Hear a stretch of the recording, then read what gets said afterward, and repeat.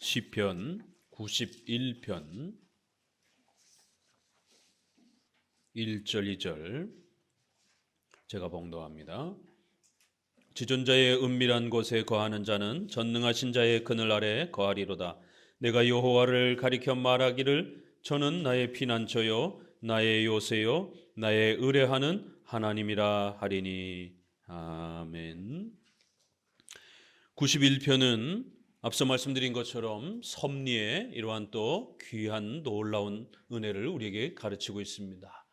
우리가 신론에서는 크게 하나님은 어떤 존재인가 이러면서 삼위일체에 대해서 부지런히 배워가야 됩니다. 또 하나님께서 어떤 일을 하시는가, 하나님께서는 바로 신적 작정이라고 하는 이러한 하나님의 주권 가운데 모든 역사를 처음부터 끝까지 전부 하나님의 뜻대로 그렇게 작정, 결정, 계획하시는 그러한 일들을 하신다라는 것이, 그러한 하나님의 작정은 이 땅에 이제 창조라고 하는 일 형태로 형성되었고, 또 그 창조하신 일들을 다스려가는 바로 섭리로 그렇게 펼쳐져 갑니다라고 소개합니다. 하나님은 어떤 일을 하시는가? 하나님은 작정, 하나님은 임시방편으로 이렇게 일하시는 분이 아니라 모든 것을 영원부터 그렇게 하나님의 기뻐하시는 뜻 속에서 전부 결정해 놓으셨다라는 거예요. 한치의 오차도 없이 그렇게 하나님이 원하신 바대로 그 모든 역사를 계획해 놓으셨다라는 겁니다. 어떻게 하나님이 작정하셨는가? 창조와 섭리로 그 일을 이루어 가십니다라고 이렇게 소개합니다. 그래서 오늘 91편은 이제 하나님께서 작정하신 바로 창조와 그 거룩한 하나님의 통치에 대한 섭리를 우리에게 또 소개해 갑니다. 특별히 하나님께서 그의 교회와 그 성도들을 어떻게 다스리시고 통치해 가시는지에 대한 섭리적 보살핌에 대한 또 이러한 상세한 내용들이 소개가 됩니다. 자, 기억해 봅시다. 하나님의 섭리는 어떻게 이루어져 가는가? 하나님께서는, 보이지 않는 하나님께서는 어떻게 우리를 다스리는가? 성도들을 어떻게 인도해 가시는가? 이것은 굉장히 어려운 문제입니다. 이러한 어려움 때문에 역사 속에서는 많은 신비주의와 또 그러한 체험을 강조하는 그러한 은사주의자들이 등장을 하면서 하나님의 통치와 다스림을, 하나님을 보고 만지고 또 무슨 음성이 들리고 무슨 환상이 들리고 그래서 그걸 어떤 신의 사인으로 생각해서 자신의 의식주와 관련해서 자신의 또 삶 속에서 어떤 결정을 내릴 때에 중요한 판단 기준으로 그렇게 하나님의 뜻으로 알고 그렇게 결정하는 그러한 잘못된 방식들이 교회 역사 속에 끊임없이 있어 왔습니다. 지금도 여전히 우리가 오순절파라는 이름으로 또 경건주의라는 이름으로 이러한 신비주의적인 이러한 행위들이 여전히 이루어지고 있습니다. 그래서 보이지 않는 하나님의 뜻을 받아야 되고 또 깨달아야 되다 보니까 뭔가 환상과 환청과 또 그러한 강렬한 신의 어떤 임재의 어떤 그러한 종교 체험을 자꾸만 이렇게 인위적으로 만들어내려고 하는, 그래서 어떤 이상한 감정들이, 이상한 어떤 느낌이 들면 그것을 가지고 신의 뜻으로 그렇게 즉흥적으로 결정하고 살게 되는 이러한 심각한 위기를 겪게 됩니다. 사람이 즉흥적으로 뭔가를 결정하게 되면 어떤 일이 벌어집니까? 여러분이 결혼을 해야 하는데 즉흥적으로 결혼을 할 배우자를 선택하게 되면 큰일 나는 것이에요.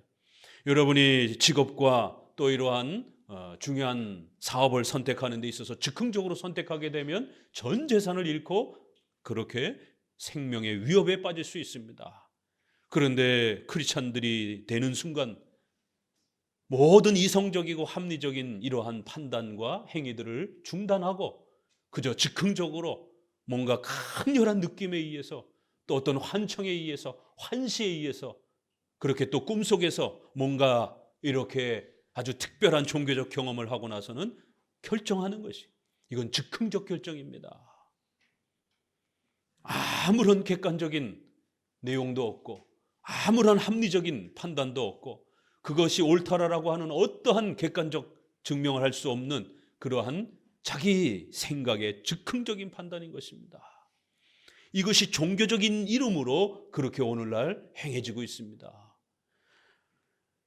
그래서 오늘 91편은 보이지 않는 하나님께서 어떻게 교회와 우리 성도들을, 특별히 우리의 성도들의 일상의 삶을 의식주와 관련된 이러한 구체적인 생활 속에서 하나님이 어떻게 성도들의 삶을 이끌어 가시는가, 우리 성도들은 하나님의 뜻을 시시때때로 어떻게 분별하고 깨달아서 이것이 하나님의 뜻이구나라고 판단하면서 그렇게 결정하며 살아갈 수 있을 것인가, 하나님께서 성도들을 어떻게 섭리하시는가, 어떻게 다스리는가, 바로 그러한 놀라운 섭리적 보살핌을 우리에게 가르치고 있습니다.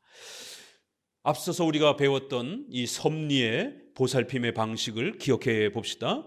세 가지로 하나님께서 그렇게 우리 장로교는 하나님이 다스린다라고 배웠습니다. 보존, 협력, 통치. 기억나시죠? 보이지 않는 영이신 하나님께서 우리를 다스리시는 그런 방식이기 때문에 우리가 하나님을 보는 방식으로 그렇게 하나님의 사인과 뜻을 캐치하거나 깨달을 수 있는 게 아니라는 거예요. 왜요? 하나님은 영이시기 때문에 보이지 않는다라는 거예요. 이것이 큰 기준이 되어야 됩니다. 하나님은 절대로 우리 눈에, 우리 손에 붙잡히거나 보이지 않는다라는 거예요. 우리의 어떤 감정으로 하나님을 느끼는 게 아니라는 겁니다. 이걸 잘 이해하셔야 됩니다. 신이 갑자기 뭔가 확 우리 가슴으로 막 바람처럼 막 파고드는 이런 게 아닙니다. 기독교를 이런 식으로 오늘날 오순절파와 신비주의자들이 그렇게 종교체험이라는 이름으로 가르쳐서 기독교를 샤머니즘, 미신화시키는, 마치 무당들이 신내림 받아가지고 갑자기 신이 자신 안에 들어오게 되면 몸을 주체할 수 없어서 막 부르르 떱니다. 그러면 그 신이 자기에게 들어왔다라는 것을 증명하기 위해서 방울을 막 울리는 거예요. 떠는 현상을 나타내는 겁니다. 그리고는 사람들에게 어떤 초인적인 힘을 나타내기 위해서 작두에 올라가서 그렇게 사람들을 압도하는 겁니다. 가짜 무당들이 많이 있어서 나를 무디게 한 그러한 작두에서 손잡이를 짚고 그렇게 체중을 실어 분산시켜서 사람들을 속이는 그런 가짜 무당들도 있지만, 사탄과 악한 영이 분명히 존재하기 때문에 또 성경에서는 데살로니가후서처럼 거짓 기사와 표적을 통해서 사람들을 미혹한다라고, 사탄은 인간보다 뛰어난 존재이기 때문에 그러한 거짓 기적들을 이용을 해서 사람들로 하여금 와 하게 이렇게 관심을 갖게 하고 사람들로 하여금 그렇게 미혹에 빠지도록 거짓된 길로 인도하도록 기적을 사용한다라는 것이에요. 이러한 행위들을 교회 안에서 행하면 안 된다라는 겁니다. 갑자기 성령이 확 우리 안에 들어온 걸 내가 느꼈다. 그래서 막 손이 떨린다라는 거예요. 버젓이 이런 일들이 교회 안에서 일어나고 있습니다. 제가 어린 시절 다녔던 전사님도 저하고 갑자기 얘기하다가 신 선생님 보세요. 지금 성령이 저 안에 강력하게 임하시면서 신성년 선생님에게 뭔가를 말씀하시려고 합니다. 제가 너무 신기해서 어린 나이에 그거 어떻게 할 수 있습니까? 제 손을 보세요. 이렇게 떠시는 거예요. 아니 무슨 수전증 걸렸습니까? 이게 하나님이 성령이 자신 안에 들어온 증거라는 거예요. 그 어린 나이에 얼마나 그게 신기했습니까? 아니 자기가 손을 떠는 건지 정말 신이 들어와서 떠는 건지 그걸 어떻게 알겠습니까? 막 떨린다는 거예요. 그럼 평상시에는 안 떨립니까? 평상시에는 안 떨리는데 그렇게 성령이 갑자기 자기에게 확 들어오시면 손이 떨린다라는 거예요. 그러면서 예언을 해주는 거예요. 신 선생님 미래가 어떻게 될 것 같아. 이런 식의. 이게 점치는 거하고 뭐가 다릅니까? 그리고는 그 떨림을 주체하지 못해서 한참 떨다가 쓰러지는 것이. 무당들이 왜 처음 신내림을 받을 때 신병이 난다 그래가지고 쓰러져가지고는 몇 날 며칠을 이렇게 잠을 자듯이 쓰러져가지고 일어나지를 못하고 이런 일들이 있습니다. 우리 주변에 얘기 들어보게 되면. 성령이 확 들어오면 그 신이 어마어마한 에너지로 우리 인간을 짓누르기 때문에 일어서지를 못하고 쓰러진다라는 거예요. 그리고 신의 그 억눌림 때문에 몸 하나 꼼짝도 못하고 그렇게 몸이 마비된 것처럼 그렇게 떨리면서 그렇게 땅바닥에 쓰러져서 못 일어나는 것이에요. 그리고는 또 어떤 사람은 막 신의 자신 안에 들어오니까 너무너무 뜨거워진다라는 것이에요. 그래서 옷을 막 벗기 시작합니다. 몸이 39도, 40도까지 막 올라가는, 몸이 막 열이 펄펄펄펄 난다 그래요. 옷을 벗기 시작합니다. 과거 예전에 그러한 선지자 노릇을 했던 사람들이 그렇게 온 옷을 다 훌러덩 벗고 길바닥을 질주를 하고, 성경의 사울 왕이 그렇게 성령이 임하니까 옷을 벗었다라고 하는 그러한 구절들을 그렇게 인용하면서 성령이 임하면 몸이 뜨거워진다라는 것이. 그래서 케이커 교도들이 1700년대에 케이커, 지진이라는 뜻이잖아요. 막 떠는 거예요. 성령이 임했다라는 증거를 뭘로 확인하느냐면 이 사람들은 떠는 걸로 그렇게 하나님이 우리를 지금 인도하려고 우리 안에 들어오셨다라는 거예요. 그래서 떨린다라는 거예요. 그래서 그들을 떠는 자들, 케이커 교도들이다. 영어로는 케이커 교도들이라고 그러는 거고 우리말로는 떠는 자들이에요. 번역을 하게 되면 뭐 지진파, 떠는 자들, 경련자들 이런 이름이에요. 그리고는 뜨겁다라면서 옷을 훌러덩 벗고 그냥 나체로 그냥 막 돌아다니고, 그래서 결국에는 이단으로 다 정죄가 됩니다. 그리고는 이상한 소리를 막 부르짖습니다. 성령이 확 들어오니까 갑자기 언어가 중단이 되고 이상한 언어를 막 한다는 거예요. 그걸 방언이라는 이름으로 그렇게 막 이상한 언어를, 일반 언어가 아닌 그저 소리를, 음성 언어를 그냥 막 쏟아붓습니다. 그게 성령의 임하심이라는 거예요. 그리고는 어떤 사람은 떼굴떼굴 굴르기도 합니다. 옷을 벗기도 하고. 그리고는 어떤 사람은 며칠을 엉엉 울기만 합니다. 도대체 이게 뭡니까? 이게 성령의 임하심입니까? 이 오순절파에서, 순복음교회에서 이런 집회를 얼마나 많이 했습니까? 여름 겨울로 기도원에서 이런 집회들을 얼마나 많이 했습니까? 성령의 이름으로.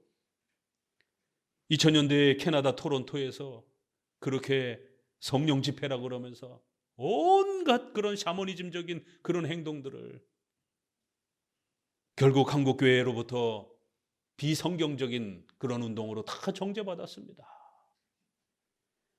최근에 에즈벌이라고 하는 이러한 감리교 관련된 무슨 학교에서 부흥운동이 일어난다라고 그러면서 학생들이 돌아가지 않고 그렇게 밤새도록 기도하고 찬송하고, 저도 그래서 유튜브를 좀 봤어요. 도대체 뭘 어떻게 하는가. 80년대 70년대 순복음교회가 했던 거 똑같이 하는 겁니다. 90년대 2000년대에 그렇게 기도원 운동에서 했던 거 똑같이 합니다. 저 20대 때에 예수전도단 참여하면서 그 예수전도단 집회에서 그렇게 막 머리를 흔들고 뛰고 소리 지르면서 밤새도록 찬송하고, 그 예수전도단에서 늘 했던 찬양 집회입니다. 별거 다른 거 없어요. 그러다가는 갑자기 픽 쓰러지고, 그리고 설교자가 성령 받아라라면서 손짓하면 막 다 쓰러지고. 에즈벌에서 똑같이 그렇게 하더라고요. 앞에 가득 나와서 찬송하면서 막 들고 뛰고, 어떤 사람은 땅바닥에 엎드려져 가지고 성령의 그 임하심을 주체 못하겠다 그러면서 땅바닥에 그냥 계속 엎드려 있고 떼굴떼굴 굴르고. 이건 미신적인 행위입니다. 절대로 우리 성도들은 이런데 단 1%라도 마음을 줘서는 안 돼요. 이게 혹시라도 정말 운동 아닐까? 성령의 어떤 임하심의 역사 아닐까? 아니요, 1%라도 마음을 주시면 안 됩니다. 장로교는 지난 2000년 동안 이런 운동들은 가짜 운동들이라라고, 이러한 예배는 거짓된 예배라라고, 거짓된 영의 속임수라라고 철저히 배격해 왔습니다.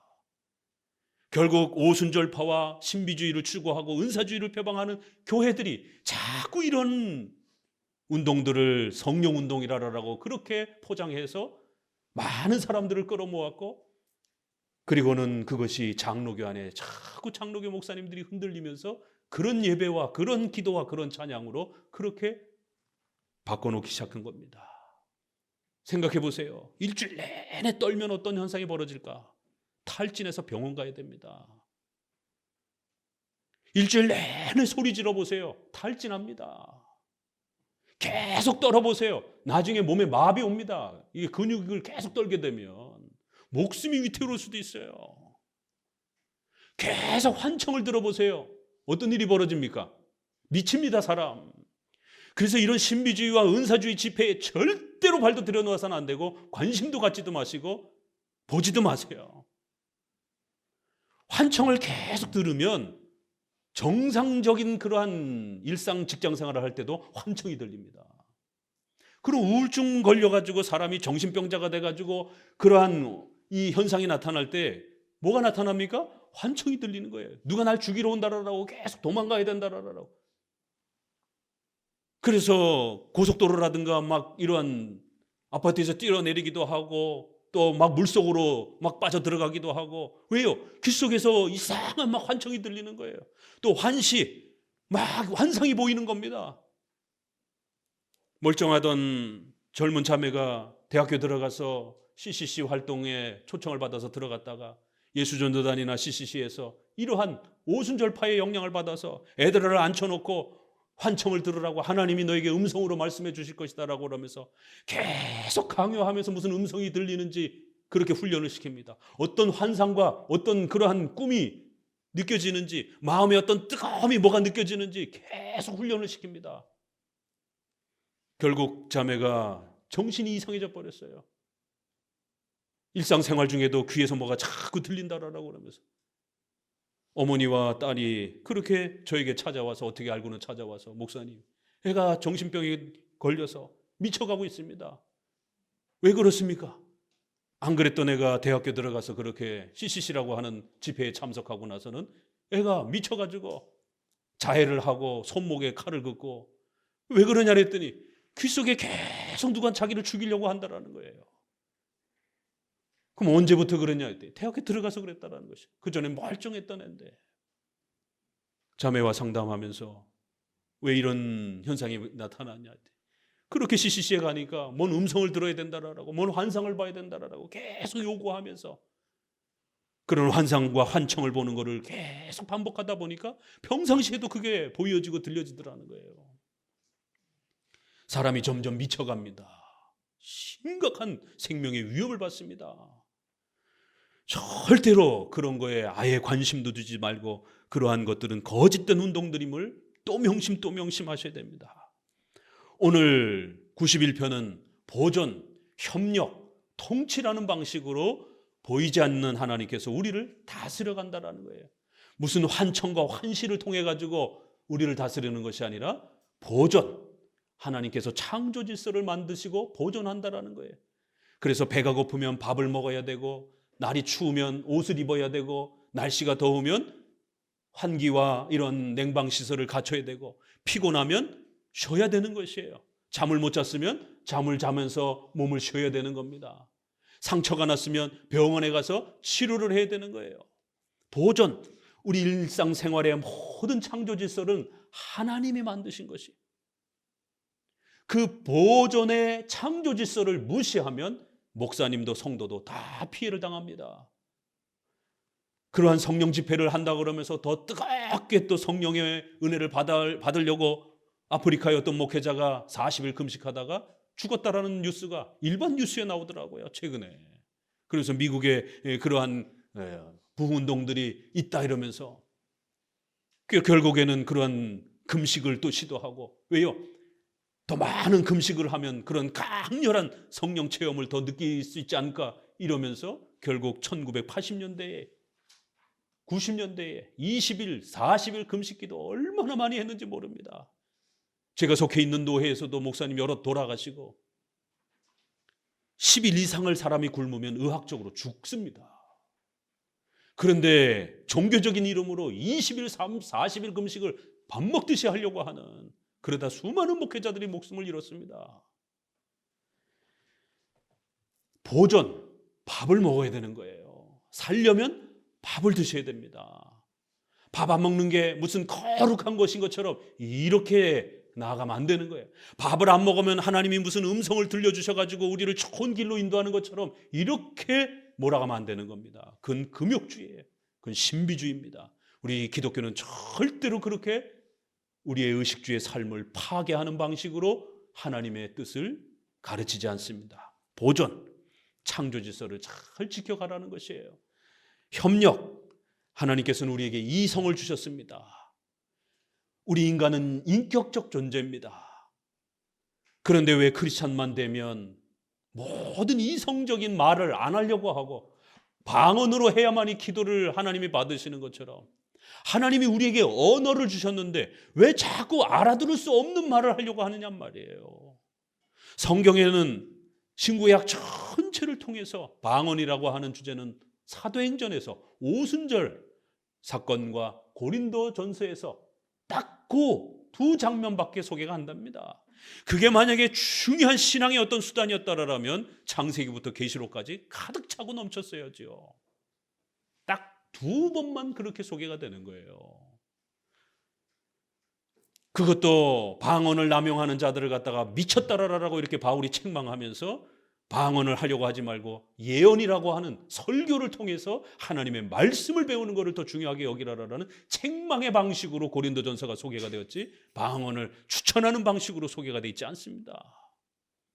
왜 언어를 그렇게 포기하냔 말이에요. 인간은 이성을 가지고 있습니다. 그래서 생각할 줄 알고 도덕적인 선이 무엇인지 판단할 줄 압니다. 그런데 왜 모든 이성을 중단하고 그렇게 뭔가 뜨겁게 뭔가 갑자기 즉흥적인 그러한 환청과 환시와 이러한 것들을 가지고 자신의 인생을 중요한 판단을 내리려고 하냔 말이에요. 왜 바보가 되려고 하느냐 말이에요. 인간은 가장 우수한 이성을 가지고 있는데 모든 이성을 중단하고 모든 합리적 판단을 분별하는 것을 중단하고 즉흥적으로 감각적으로 판단하려고 하는 이러한 바보스러운 행동을 하냔 말이에요. 그걸 종교적인 이름으로 성령 충만이라라고 이렇게 포장하고 있는 거예요. 아니요, 우리 크리스찬들은 이성적으로 합리적으로 판단하셔야 됩니다. 어떻게 해요? 성경을 이성적으로 읽으셔야 돼요. 그리고는 일반 은총, 하나님께서 우리의 문화를 통해서 베풀어 주신 그러한 우리의 삶을 통해서 또 오래된 경륜과 관습을 통해서 독버섯이 어떤 것인지를 오랜 선조들이 먹고 죽고 이러한 경험들을 통해서 책이라든가 이런 여러 전문가들을 통해서 이건 독버섯입니다 라고 절대 먹지 마십시오, 이런 경륜이 문화 속에 축적되어 있는 겁니다. 이런 의료적인 기술이 축적되어 있는 거예요. 이런 걸 함부로 무시해서는 안 된다는 거죠. 왜요? 우리가 의식주를 사용해서 먹고 마시며 살아야 되니까. 그러한 일반 은총, 세상 문화와 이러한 문명과 과학과 의료를 통해서 축적된 이러한 우리의 삶의 관습과 문화를 통해서 형성된 그러한 지식들, 보편적 지식들, 일반적 지식들을 이성적으로 책을 열심히 보고 전문가들의 의견을 듣고 그렇게 이성적으로 합리적으로 분별하는 거예요. 자원함으로 보존, 협력, 하나님께서 인간의 의지를 사용하신다라는 거예요. 도구적으로 협력하여 역사하신다라는 겁니다. 이성을 우리에게 주셨으면 하나님이 이성을 사용하신다라는 거예요. 그래서 그 이성을 가지고 성경을 읽게 하시는 겁니다. 그리고는 우리의 삶의 문화를 잘 분별해서 또 성경 외에 이렇게 우리의 문화를 통해서 주신 하나님의 뜻을 잘 분별할 수 있도록, 이걸 먹으면 죽는 거구나, 이걸 먹으면 건강해질 수 있는 거구나, 이런 산삼은 굉장히 아주 건강한 거구나, 그러나 산삼 비슷한 뿌리 같은데 잘못 또 그러한 뿌리들은 먹으면 죽는구나, 이러한 지식들을 우리의 삶을 통해서 그렇게 남겨주신 거예요. 그렇게 우리의 이성을 가지고 협력하는 방식으로 하나님이 우리에게 자신의 뜻을 가르쳐 주신다는 겁니다. 꼭 명심하셔야 돼요. 이성적으로 합리적으로 뭔가를 분별하고 판단하는 것을 두려워해서는 안 됩니다. 오히려 거꾸로 즉흥적으로 감각적으로 뭔가를 판단하는 것을 오히려 두려워하셔야 돼요. 이성을 가지고 합리적으로 성경을 창세기부터 잘 읽으면서 십계명 안에 드러난 하나님의 뜻이 무엇인지를 잘 분별해내는 것이에요. 아, 이게 하나님이 기뻐하시는 뜻이구나. 그리고는 일반 은총에서 아, 이게 독버섯이구나. 아, 이런 물을 먹으면 배탈이 나는구나. 아, 이런 밥을 먹으면 배탈이 나는구나. 이런 밥을 또 먹으면 건강해지는구나. 아, 현미를 먹으면 건강해지는구나. 이런 올바른 합리적 판단을 하시는 겁니다. 세 번째로는 통치.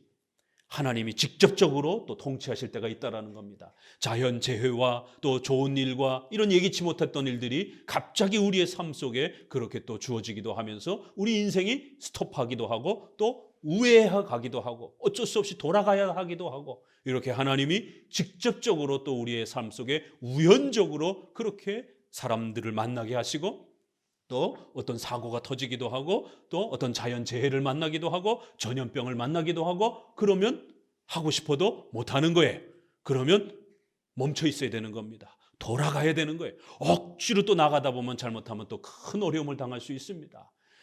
보존, 협력, 통치, 이 세 가지 방식으로 하나님이 일하신다는 거예요. 우리 신조에는 어떻게 나와 있습니까? 필연적으로 이렇게 표현하는 거예요. 필연적으로 밥을 먹어야 되는 거예요. 우리가 필연적으로 해야 할 일들이 있는 겁니다. 우리가 교회 올 때는 이렇게 필연적으로 인간이면 옷을 입고 오셔야 되는 거예요.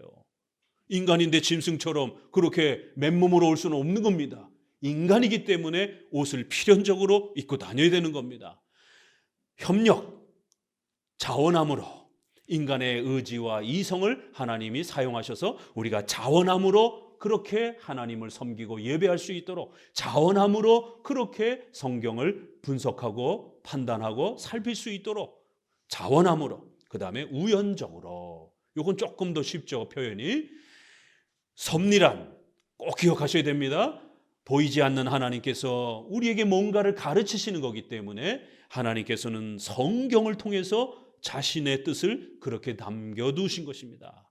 그리고 또 하나님은 창조 만물을 만드시고 그 창조가 어떻게 돌아가는지, 1년 12달이 어떻게 돌아가는지, 낮과 밤이 어떻게 진행이 되는지, 이런 모든 자연의 질서를 우리에게 허락하여 주셔서 농사를 어느 때 져야 되는지, 씨를 가을에 뿌려서는 안 되잖아요. 그럼 겨울에 다 죽어버리잖아요. 씨는 봄에 뿌려서 그렇게 가을에 추수를 해야 되는 겁니다. 이런 모든 지식은 성경에 없어요. 그것은 일반 지식입니다. 그건 창조의 지식인 것이에요. 먹고 살려면 기도원에 들어가서 어떻게 먹고 살아야 되는가를 음성을 듣고 환청을 보고 환상을 보는 게 아니라 반드시 책을 통해서 공부해서 씨를 언제 뿌려야 되는지, 물을 언제 줘야 되는지, 습도를 언제 줘야 되는지 일반 은총을 통해서 농사 짓는 법을 배우셔야 되는 겁니다.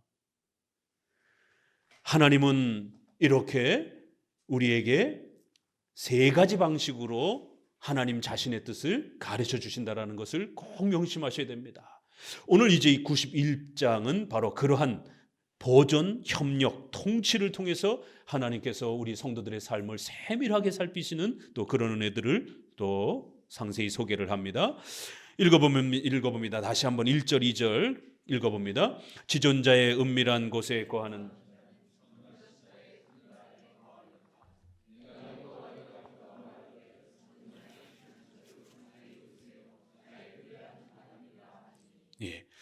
시작하자마자 지존하신 하나님, 절대 주권자이신 하나님, 전지전능하신 하나님, 무소부재하신 하나님.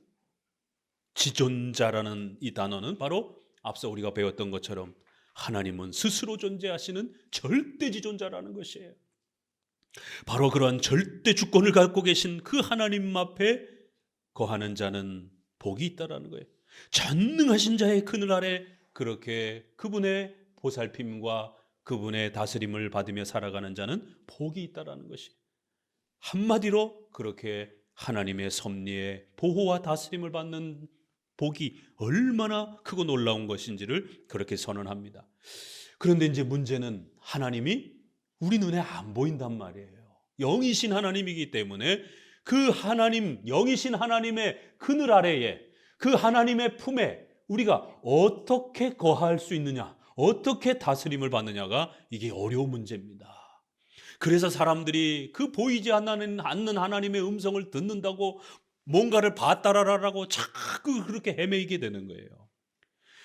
2절에는 내가 여호와를 가르쳐 말하기를 저는 나의 피난처요 나의 요새요 나의 의뢰하는 하나님이라.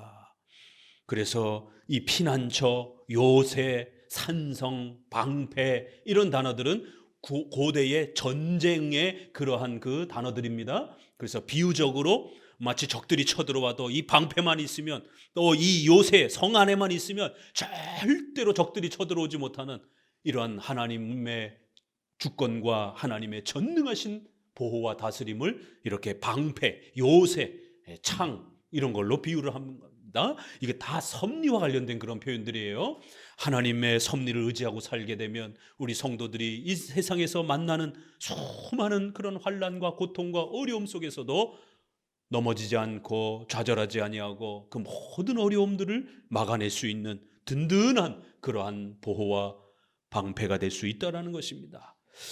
어느 정도로 그러한 보호를 받는가 이제 본격적으로 3절부터 소개가 되는데요. 이는 저가 너를 새 사냥꾼의 올무에서와 극한 연병에서 건지실 것이미로다. 저가 너를 그 깃으로 덮으시리니 내가 그 날개 아래 피하리로다. 그의 진실함은 방패와 손방패가 되리니 너는 밤에 놀램과 낮에 흐르는 살과 흑암 중에 행하는 연병과 백주에 황폐케 하는 파멸을 두려워 아니하리로다.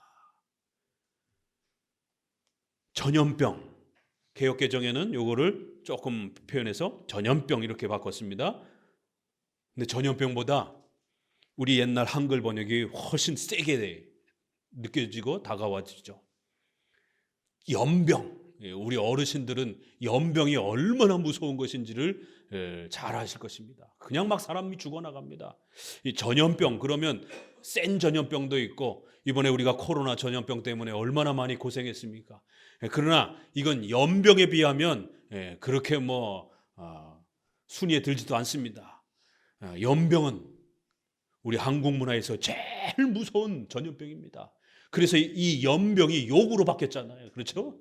에이 염 이렇게 욕으로 바뀐 거예요. 그만큼 이렇게 아주 그냥 에이 나쁜 놈 이럴 때 이 연병이라고 하는 이런 무서운 사람이 한 번 걸리면 그냥 다 죽어버리는 이런 무서운 연병에 극한 연병에 고통에서 우리를 건지실 것이다라는 거예요. 하나님께서 우리를 사냥꾼의 올무에서 또 여러 그러한 밤의 놀람과 낮에 흐르는 그러한 또 많은 전쟁의 위험과 6절에도 흑암 중에 행하는 연병과 백주에 황폐케 하는 그런 무시무시한 그러한 폭력과 도적대들의 그러한 위협 앞에서 하나님이 우리를 지켜주실 것이다라는 거예요. 얼마나 든든한 표현들입니까? 한 구절 한 구절 읽을 때마다 하나님께서 전지전능하신 하나님께서 우리 성도들을 이렇게 모든 전염병으로부터 모든 적들로부터 모든 낮과 밤의 공포와 두려움을 줄 수 있는 그 모든 것으로부터 파멸로부터 우리 성도들을 하나님께서 보호해 주실 것이다라는 거예요. 7절에는 천인이 내 곁에서 만인이 내 우편에 엎드러지나 이 재앙이 결코 우리 성도들 가까이에 다가주지 못하도록 그렇게 하나님이 지켜 보호해 주실 것이다라는 거예요. 수많은 사람들이 우리 주변에서 막 쓰러져 죽어나간다 할지라도 우리 성도들은 하나님이 반드시 지켜주실 것이다라는 거예요. 그 재앙이 우리의 옷자락 하나도 우리의 털끝 하나도 못 건드릴 정도로 가까이 다가오지 못할 것이다라는 거예요. 얼마나 든든합니까? 그런데 이제 이 말씀을 섭리의 다스림 안에서 우리가 한 걸음 더 들어가 봐야 됩니다. 이렇게 하나님이 보호해 주신다고 했는데 작년, 재작년인가요 벌써? 목사님은 남들도 잘 안 걸리던 때에 코로나를 제일 먼저 일찍 걸려가지고 얼마나 고생을 했는지 병원에 입원해서 또 우리 성도들도 같이 병원에 입원해서 서로 매일 전화하면서 잘 있니? 목사님 열이 안 떨어져요. 목사님은 설사가 안 멈춰 막 이러면서 서로 그렇게 위로하고 기도하면서 도대체 이거 언제 나가야 되냐? 하늘만 창문 바깥으로 쳐다보면서 야, 감옥에 가면 이렇겠구나. 감옥에 가보질 않아가지고 이렇게 갇혀버리니까 정말 문 바깥에 한 발짝 내딛는 게 얼마나 큰 자유인지, 약타러 복도에 1층에 내려갈 그때의 자유를 만끽하면서 그렇게 갇혀서 세상에 그때는 일주일 이상 보름 가까이를 그렇게 격리를 시켰잖아요. 가장 심할 때였으니까. 아니, 하나님께서 전염병도 가까이 못 오게 하나님 그렇게 지켜주신다는데 왜 제일 먼저 전염병이 목사님이 찾아옵니까? 목사님 믿음이 없으십니까? 이럴 수 있잖아요. 중세 시대에도 바로 성도들이 이런 시편의 말씀을 잘못 이해해서 전염병이 우리 성도들에게는 가까이 못 오는구나. 그래서 성당에 가득 모여가지고 미사하고 그렇게 성수 뿌리고 이러다가 다 같이 전염돼가지고 다 죽었어요. 그럴 때 우리 종교개혁자들은 이성적으로 합리적으로 판단해서 아픈 성도들을 격리시키고 건강한 성도들을 먼 곳으로 피신시키고, 이 격리의 개념이 우리 종교개혁자들의 이러한 상식적이고 이성적인 그런 판단 속에서 500년 전, 600년 전 그 의료가 열악하던 시절에 우리가 그 검게 변하는 흑사병이 유럽 일대에 3분의 1 정도의 인구를 죽였다라고 할 정도로 그렇게 무서운 병이잖아요.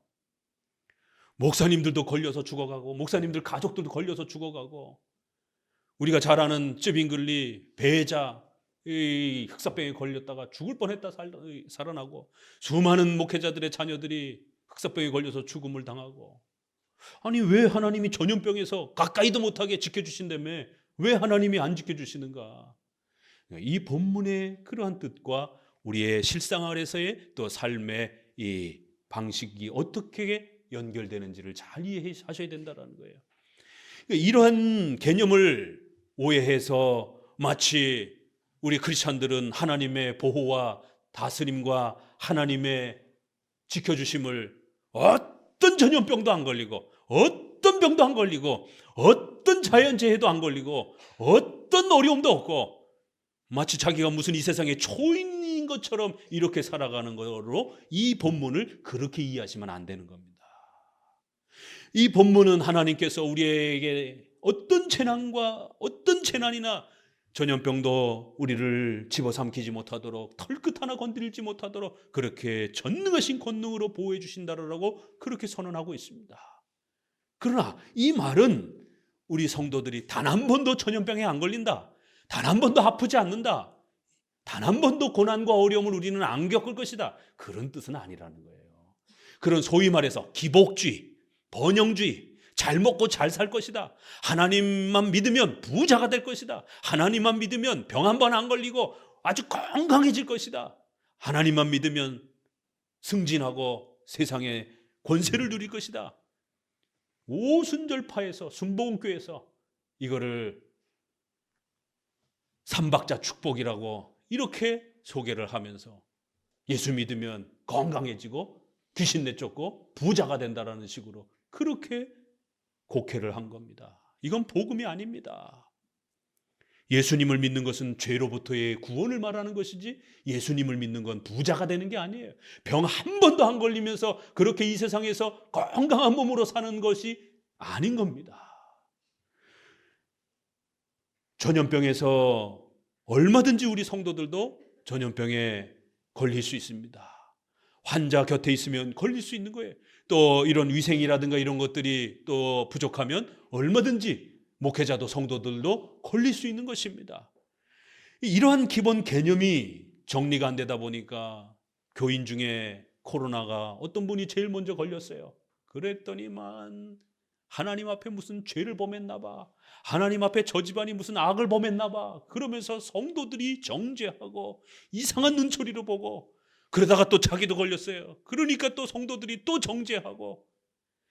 그래서 저도 교단의 성명서를, 이 전염병을 교회가 어떻게 대처해야 되는지를 조직신학자로서 같이 문구를 작성할 때에 저희가 공들여서 작성했던 문구 중에 하나가 뭐냐면 전염병은 누구나 걸릴 수 있는 거기 때문에 절대로 이 코로나 전염병에 걸린 사람에 대해서 정죄하지 말라라고 그 문구를 교단 성명서에 적었습니다.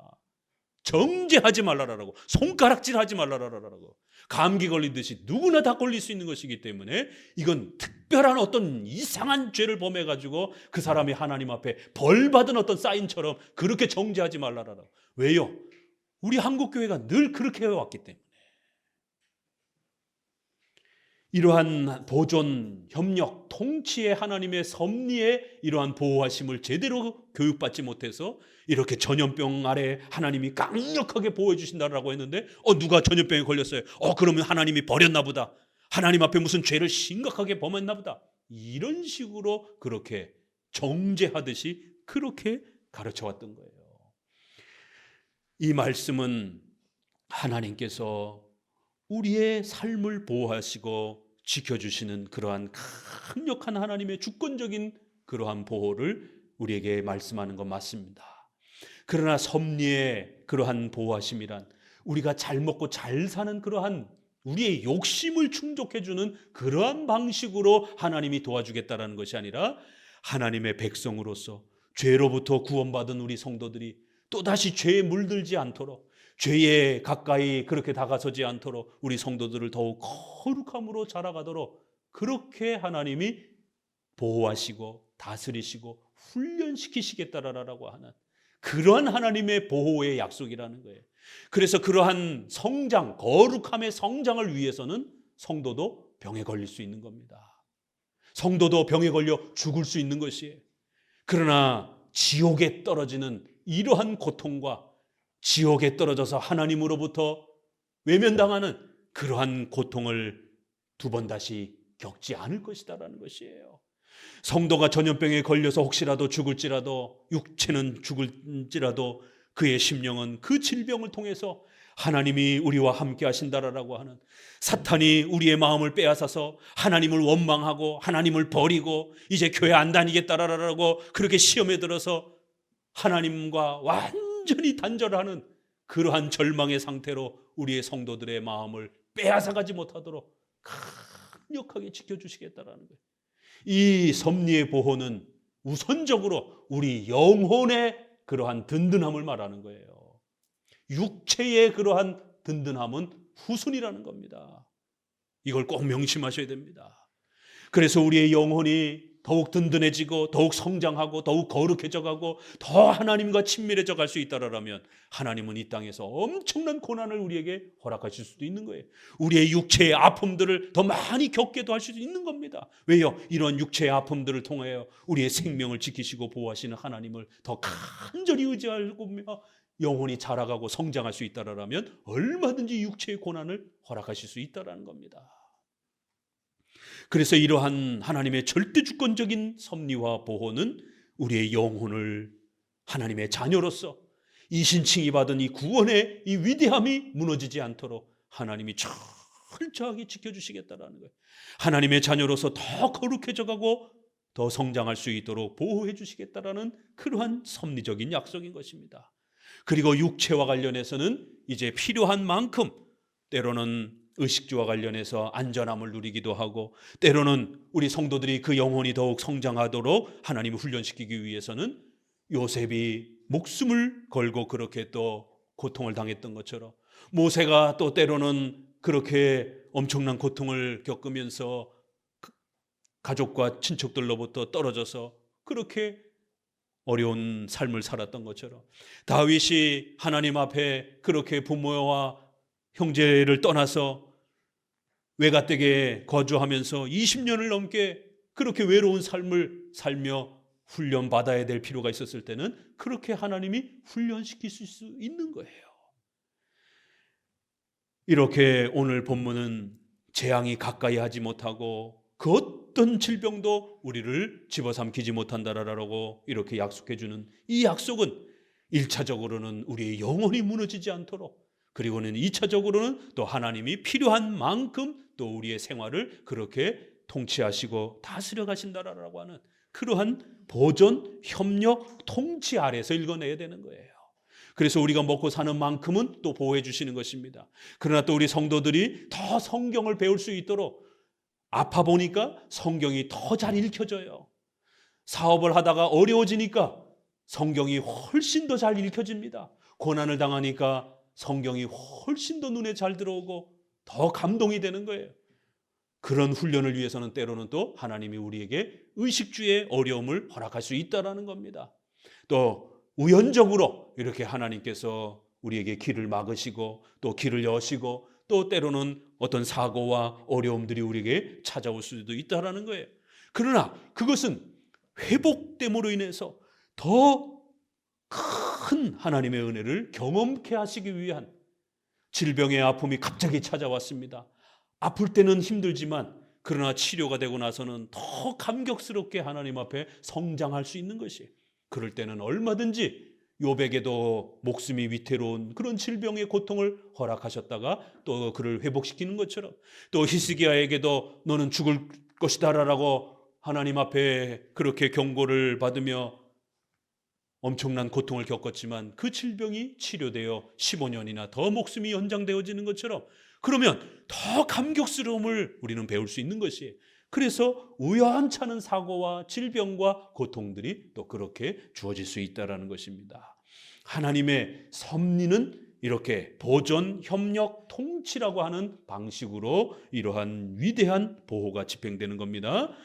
8절에 오직 너는 목도하리니 악인의 보응이 내게 보이리로다. 내가 말하기를 여호와는 나의 피난처라 하고 지존자로 거처를 삼았으므로 화가 내게 미치지 못하며 재앙이 내 장막에 가까이 오지 못하리니 저가 너를 위하여 그 사자들을 명하사 내 모든 길에서 너를 지키게 하심이라. 저희가 그 손으로 너를 붙들어 발에 돌에 부딪히지 않게 하리로다. 내가 사자와 독사를 밟으며 젊은 사자와 뱀을 발로 누르리로다. 자, 이제 두 번째에는 더 엄청난 이야기들이 쏟아져 나옵니다. 전지전능하신 하나님, 지존하신 하나님께서 나의 거처가 되시고 나의 힘이 되신다라는 거예요. 10절에 어떤 재앙도 내 침실에까지, 내 장막에까지 다가오지 못하도록 그렇게 막아주실 것이다라는 거예요.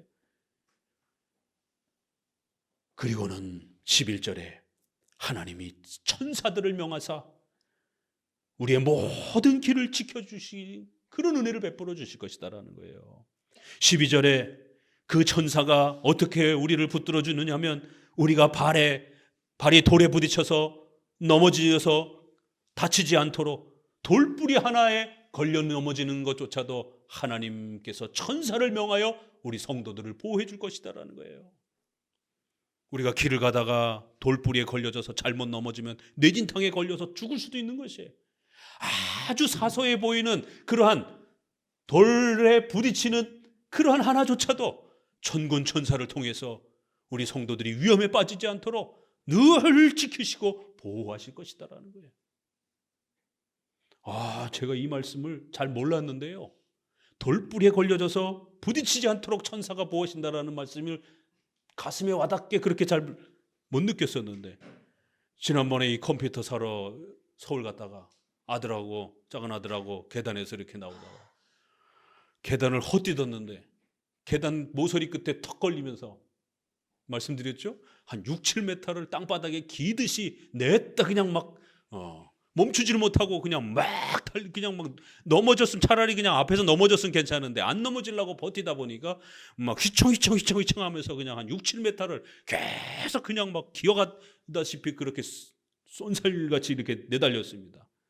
그 1, 2초 사이에 여기서 엎어지면 얼굴 딱 가를 수 있겠구나라는 생각이 순식간에 들면서, 어디 팔 하나라도 부러질 수 있겠구나라는 생각이 순식간에 스쳐 지나가는 거예요. 앞에서 걸어오던 분이 그분 발 앞에서 멈추면서 넘어져가지고 그분이 붙잡으면서 괜찮으십니까 하고, 마지막 순간에 이렇게 어깨로 그래도 이렇게 굴러가지고 다행히 얼굴을 긁지를 않았습니다. 팔도 부러지지도 않고 무릎만 조금 이렇게 까졌어요. 천사를 보내서 돌뿌리에도 걸려지지 않도록 하나님이 보호하신다라는 게 이렇게 정말 실감나게 와닿을 수 있을 줄이야. 우리 힘으로 계단도 걸을 수 없는 겁니다.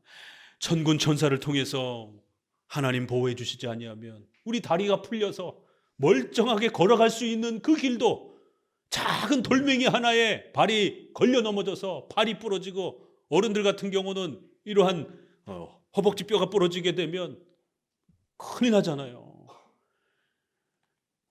천사를 보내주셔서 돌뿌리 하나 걸리지 않도록 그렇게 우리를 밤낮으로 지켜주실 것이다라는 거예요. 뱀과 독사와 그 어떤 것들을 혹시라도 우리가 산속에 가다가도 발로 밟을지라도 절대로 죽지 않을 것이다라는 거예요.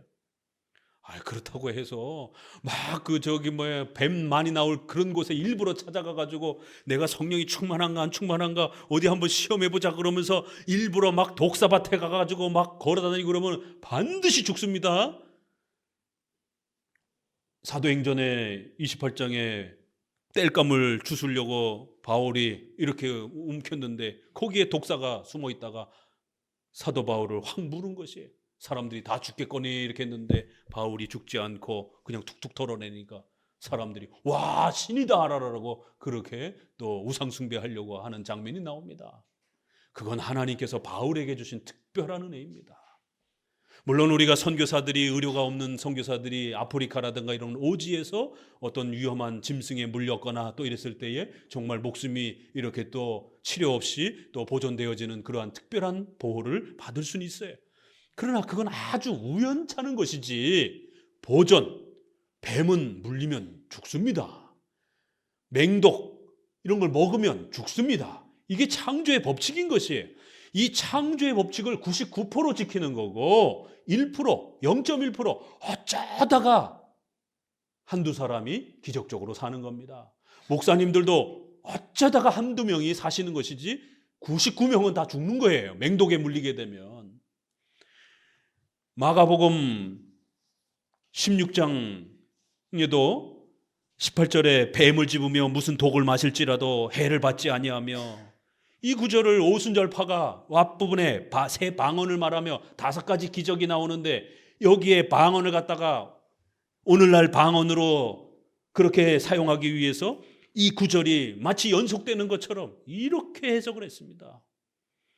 그래서 우리 장로교 목사들이 어디 그래요? 그럼 어디 순복음 목사들 어디 뱀 좀 독사 좀 독사 말고 7.4, 우리나라에서 제일 무서운 7.4 7걸음 딱 걸으면 죽는다라는 거예요. 독사는 그래도 이렇게 응급처치하고 그러면 병원에 갈 동안까지는 살아 있습니다. 그러나 7.4는 7걸음 걸으면 그냥 죽는다라는 거예요. 가장 무서운, 외국에 코브라 정도. 그래요? 그렇게 성령 충만합니까? 그럼 어디 독사 저기 굴에 가가지고 어디 이런 뱀들 어디 한번 만져보세요. 그래서 안 죽으면 순복음의 이러한 부흥 집회, 은사 집회 인정할게요. 우리가 장로교 목사들이 이걸 어디 거기다가 그렇게 적용합니까? 성경 해석이 이렇게 중요한 겁니다.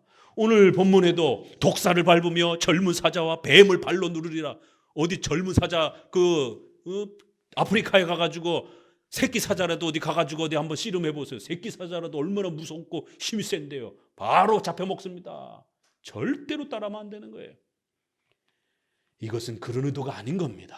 하나님의 전지전능함을 표현하면서 우리 성도들의 영혼이 사탄과 악한 영들에 의해 무너지지 않도록, 우리 육신이 무너지는 것보다 악한 영들이, 사탄이 우리를 지옥으로 빠뜨리고 우리를 무너뜨리려고 하는 게 더 무서운 것이죠.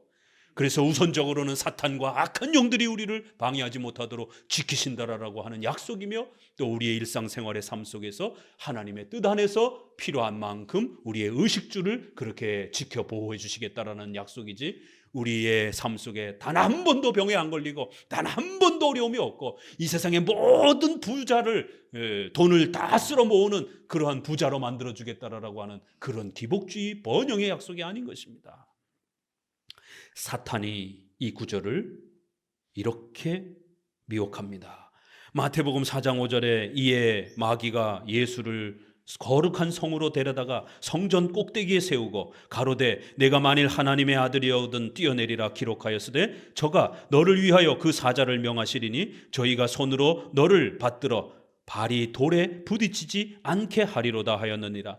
예수께서 이르시되 또 기록되었으되 주 너의 하나님을 시험치 말라 하였느니라. 바로 요 구절을 천사들이 보호해 주니까 절대로 발에 돌이 부딪히지 않도록 해줄 테니까 어디 이 꼭대기에서 떨어져 보라는 거예요. 그러면 당신이 하나님의 아들인 걸로 인정하겠다라는 거예요. 하나님이 약속해 주신 이 소중한 어마어마한 이 하나님의 주권적인 이 보호하심의 이 약속을 어떻게 남용했어요? 기적 좀 보여봐. 신기한 일 좀 보여봐. 그럼 우리가 하나님 믿을게. 이게 성령 충만한 역사입니까? 이게 부흥의 역사 체험입니까? 기적을 한번 보여봐 그러면. 이렇게 하나님의 주권적인 절대 주권적인 권능과 보호하심을 갖다가 남용하고 곡해하고 자기의 욕심을 채우는데, 자신의 부자가 되고 싶은 그런 욕망을 채우는 데에다가 하나님의 이 보호를 남용하면 안 된다는 거예요. 교회 다니면 어떤 그런 신비로운 일들이 일어나요? 막 이상한 방언 체험을 해요? 어디 한번 기적을 일으켜봐요. 이런 식으로 성령의 역사를 갖다가 남용하면 안 된다는 겁니다. 천군 천사가 우리를 보호해 주는 거를 이런 식으로 산꼭대기에 올라가서 나는 신자니까 이제 성령 충만하니까 나는 여기 떨어져도 안 죽을 거야. 어디 해보세요. 살아남나? 다 죽죠. 한강에 가가지고 홍해바다가 열린 것처럼, 요단강이 열린 것처럼 내가 이제 성령 충만하니까 하나님 한강을 열어주셔서 이제 내가 한강을 발로 걸어가게 해주옵소서. 어디 해보세요. 99%, 100%다 죽습니다. 물에 빠져 죽습니다. 하나님의 전능하신 보호를 갖다가 그렇게 우리의 욕망을 채우는, 우리의 어떤 종교적인 어떤 호기심을 채우는 그런 용도로 사용하면 큰일 난다라는 거예요. 그건 하나님을 시험하는 거라는 겁니다. 아주 사탄이 어떻게 절묘하게 이 구절을 오늘 우리 시대에 또 예수님께 그렇게 도전했는가 보세요. 어디 기적을 일으켜봐. 왜 장로교 목사는 기적이 없어? 왜 장로교 목사는 어떤 신비로운 어떤 일들이 없어? 맨날 성경만 가르쳐. 성경. 저 지긋지긋한 자들. 성경 문자주의자들. 성경 호랑이만 성경을 그렇게 두려워하는 자들. 이게 로마 가톨릭 추기경들이 루터와 칼빈을 욕했던 때 했던 말입니다. 우리는 성수도 있고 귀신도 내쫓고 우리는 이런 뜨거운 성령의 임하심의 표시도 있고 그러는데, 장로교 종교개혁자들은 성경만 믿는다라는 거예요. 아무 기적도 없다라는 거예요. 아무런 어떤 뜨거운 능력의 체험도 없다라는 거예요. 그럴 때 기독교 강요 서문에 우리는 그런 거 필요 없습니다. 우리는 오직 성경을 믿을 수만 있다라면 우리는 그것으로 만족하겠습니다. 왜요? 오직 믿음으로 구원, 성경을 믿음으로 구원받는 것이기 때문에. 기독교 강요 서문에 나오는 이야기입니다. 오늘날 부흥 체험이라면서 성령 체험이라면서 엄청난 무슨 아주 뜨거운 체험이라면서 떼굴떼굴 굴르고, 이런 하나님의 성령의 은사를 이렇게 남용하면 우리의 호기심을 자극하는, 와 여기 신비로운 일이 일어났네, 와 여기 기적이 일어났네, 와 여기 병자가 치료되네, 와 여기 귀신이 내어 쫓았네, 이런 식으로 남용하면 안 되는 겁니다. 어디 하늘 꼭대기에서, 산 꼭대기에서, 빌딩 꼭대기에서 한번 떨어져 봐. 어디 병자 좀 한번 고쳐봐. 그럼 우리가 믿을게. 이렇게 남용하면 안 된다는 것이에요. 하나님의 이 전능하심은 얼마든지 우리를 치료하시고 고칠 수 있어요. 그러나 그것은 정말 우리의 생애에 필요할 때 하나님이 고쳐주시고 그렇게 회복시켜주는 겁니다. 저도 2번이나 죽을 뻔했던 젊은 나이에 2번이나 난치병에 걸려서 하나님 앞에 약이 없어서 그렇게 기도로 치료를 받은 그런 역사가 있습니다. 하나님이 우리를 죽을 병에서, 이런 전염병에서, 생명의 위태로움에서 분명히 고쳐주실 수 있습니다. 그러나 그건 하나님이 정하신 때에 하나님이 정하신 방법으로 회복시켜주는 것이지, 무슨 집회에서 우리가 원할 때 그렇게 일어나는 게 아니에요. 그거를 내 종교적인 호기심을 만족하기 위해서, 내 종교적인 어떤 욕망을 확인받기 위해서 그렇게 막 사용하도록 시시때때로 요구하고 그렇게 시도하면 큰일 난다라는 거예요. 하나님을 시험한다라는 거예요. 그렇게 하면 기적이 일어나기를 바라면서 막 기도한다, 안 일어나면 어떡할 겁니까? 하나님 능력이 없네? 하나님을 시험하는 행동이 되는 겁니다. 하나님은 자신이 원하실 때에 그런 놀라운 역사가 일어나도록 하시는 것이지, 우리가 막 달게 들어가지고 그냥 막 뭔가를 원한다고 해서 그런 어떤 신비로운 일들이 일어나는 게 아닌 것입니다. 얼마나 기가 막히게 이 하나님의 섭리를 인간이 악용하도록 사탄이 그렇게 인간의 호기심과 욕망을 자극하는 방식으로 그렇게 교회 역사 속에 끊임없이 신비체험이라고 하는 이런 형태로 예수님을 시험하도록, 하나님을 시험하도록 그렇게 혼동을 주었던 겁니다. 천군 천사로 우리를 보호하시고 그 어떤 짐승들도 우리를 해치지 못하도록 하나님이 우리를 지켜 보호하시는 것은 분명히 맞습니다. 그러나 그건 하나님이 원하시는 방식으로 그렇게 우리의 삶을 이끌어갈 때 일어나는 것이지 우리의 호기심을 충족하는 방식으로 그렇게 일어나는 것이 아닌 것이에요. 자, 14절 하나님이 가라사대 저가 나를 사랑한즉 내가 저를 건지리라. 저가 내 이름을 안즉 내가 저를 높이리라. 저가 내게 간구하리니 내가 응답하리라. 저가 환난 때에 내가 저와 함께하여 저를 건지고 영화롭게 하리라. 내가 장수함으로 저를 만족해 하며 나의 구원으로 보이리라 하시도다. 그렇기 때문에 이제 우리 성도들은 그 하나님의 섭리를 의지하면서 어떻게 살아가라고요? 은혜의 수단을 부지런히 사용하면서 그렇게 살아가면 된다라는 거예요. 또 일반 은총을 잘 사용하면서 분별하면서 그렇게 보존, 협력, 통치를 사용하면서 그렇게 살아가면 얼마든지 장수하면서 얼마든지 생활의 환난 때에 하나님의 도움을 받으면서 그렇게 살아갈 수 있다라는 거예요. 저가 나를 사랑한즉 우리가 먼저 하나님 앞에 이렇게 또 열심히 하나님을 사랑하는 그러한 신앙 고백과 예배적 행위와 이러한 많은 또 순종들을 행하며 살으라는 거예요. 하나님이 우리를 먼저 사랑하는 게 아니라 우리가 하나님을 사랑하면 하나님께서 우리를 건지실 것이다. 이렇게 순서를 바꿔놓은 겁니다. 그래서 우리의 신앙의 책임을 다하면서 예배적 사랑 또 윤리적 사랑 이런 것을 최선을 다하면서 살아가라는 거예요. 그럼 하나님이 시시때때로 필요한 만큼 우리를 건져주실 것이다라는 거예요. 저가 내 이름을 안즉 성경을 통해서 예배를 통해서 교리 공부를 통해서 열심히 하나님을 알아가라는 것이에요. 그러면 하나님이 저를 높이리라. 저가 내게 간구하리니 여러분 질병에 또 재정에 또 어떤 어려움을 겪습니까? 그러면 열심히 기도하세요. 하나님이 전능하시니까 기도 안 해도 그냥 알아서 다 되겠지. 아니요. 하나님은 은혜의 수단을 사용하는 거예요. 우리의 삶이 나태해지거나 게을러지지 아니하도록 또 우리의 인격을 사용하는 겁니다. 그래서 열심히 기도하셔야 되는 거예요. 필요한 것이 있으면 열심히 하나님 앞에 기도하세요. 그러면 하나님이 응답해 주겠다라는 거예요. 저희가 환난 때에 내가 저와 함께하고 저희를 건지고 저들을 장수함으로 그렇게 오래 살도록 보호해 주실 것이다라는 거예요. 이렇게 성도들이 은혜의 수단을 활용하고 또 장수하기 위해서는 또 여러분들이 몸도 관리해야 되고 의료적인 또 이러한 건강관리도 잘 하면서 이렇게 일반 은총을 잘 사용하면 여러분들이 장수까지도 그렇게 보장받을 수 있도록 하나님이 도와주시겠다라는 거예요. 이렇게 보존, 협력, 통치 세 가지를 통해서 하나님께서 우리의 삶을 예배 가운데로 신앙 가운데로 또 우리의 의식주의 이러한 장수함까지도 그렇게 하나님이 살피시면서 우리를 인도해 주신다라는 겁니다. 절대로 신비체험적인 그러한 은사주의자들이라든가 신비주의자들의 그러한 이상한 종교체험에 빠져서 샤머니즘적인 미신적인 그런 형태로 살아가서는 절대로 안 되는 것입니다. 천군 천사의 보호를 그렇게 우리의 욕망을 기적을 한번 확인해 보고 싶은 그러한 종교적 호기심을 채우는 그런 용도로 사용해서는 큰일 나는 것이에요. 하나님의 뜻에 따라서 그렇게 우리의 삶을 하나님이 인도해 가실 때에 순종하는 마음으로 우리의 성경적 질서를 따라서 최선을 다해서 살아가면 되는 것입니다. 그러면 신앙도 자라가고 삶도 건강하게 그렇게 성장해 가는 것입니다. 하나님의 섭리의 보살핌은 그런 특별하고 이상한 그러한 체험을 통해서가 아니라 보존, 협력, 통치의 방식으로 그렇게 보호해 가시는 것을 다시 한번 마음에 깊이 새기시기를 주의 말씀으로 권면을 드립니다. 기도합니다.